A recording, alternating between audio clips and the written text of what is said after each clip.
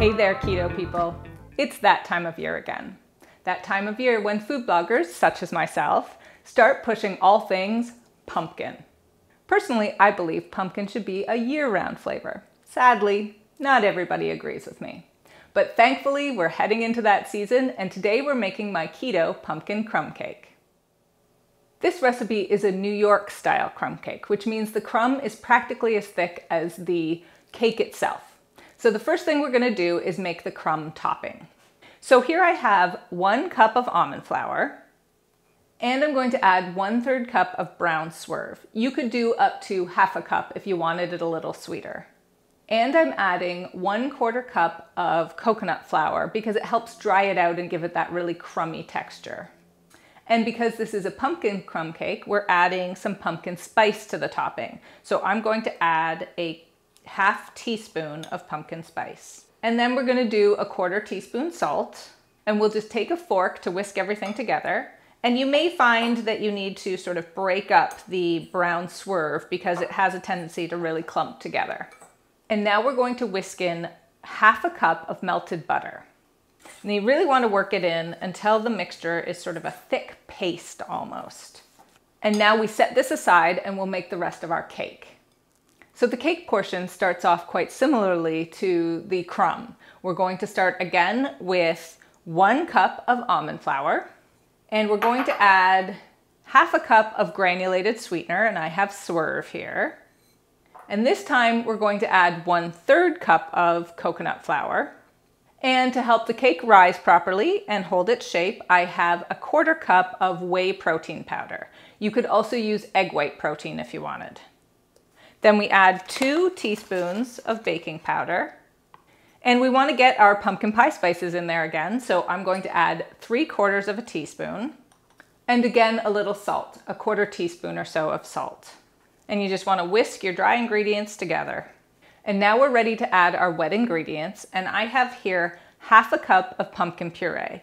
This is just canned pumpkin puree, but you really want to make sure it's relatively thick. Some are really, really thin, and that can throw off your wet to dry ratio. And I also have 1/4 cup of melted butter and 2 large eggs. And finally, we're going to add 1/2 teaspoon of vanilla extract. And whisk this all together until it's nice and smooth. And you can see we end up with quite a thick batter, which is exactly what you want so that the crumb topping doesn't sink too much into it.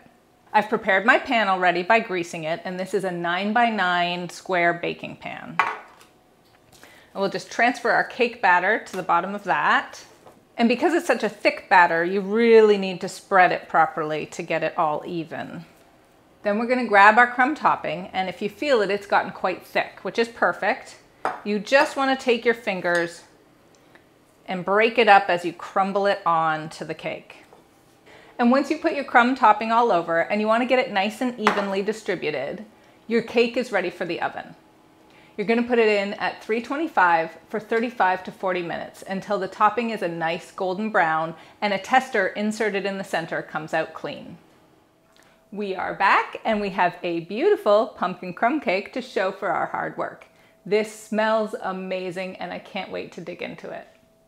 Now, if you want to get fancy with your cake, you can do a couple of things. You could take some powdered sweetener and just dust it over the top, or you could make a little vanilla glaze to drizzle over. For the glaze, I have 1/4 cup of swerve sweetener, the powdered kind, and I'm just gonna add a little bit of vanilla extract, about 1/4 teaspoon. And then you can drizzle in a couple of tablespoons of heavy cream until you get the kind of consistency that you want. I'd say about 2 tablespoons is right. And if it's super thick, you can add a little bit of water. Then you can drizzle your glaze over the whole thing, or you could do it to individual servings too. And you just want to drizzle lightly, making sure to get some in every corner and every bit. And now we can dig into our delicious pumpkin crumb cake. And we're going to cut a few pieces so I can show you the inside.